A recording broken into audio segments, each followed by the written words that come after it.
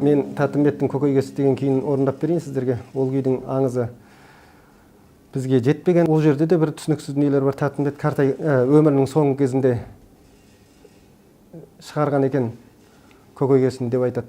Бірақ Тәттімбет кенеттен өлген адам. Ана үзеңгісіне у жағып жіберіп, болыс болған үлкен саясаттың ішіне кіріскен адам. Сол себепті ол кезде де неше түрлі ойындар болып жатқан қазақ даласында. Сондықтан енді егде тартқан кезінде шығарған күй екені көрініп тұр. Толысқан кезінде Әбікен Қасенов бұл күйді тартқанда бар күйдің соңынан тартады дейді. Өйткені Көкейкесті тартылғаннан кейін қалған күйде мән болмай қалады екен. Соншалықты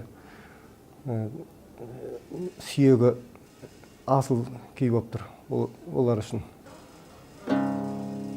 Сондықтан қазақтың енді күйшілерінің ең күйшілік биігі, асқар шыңы әрине ол Әбікен Қасенов, Дина Нұрпейісова. Оған енді ешкімнің дауы жоқ деп ойлаймын.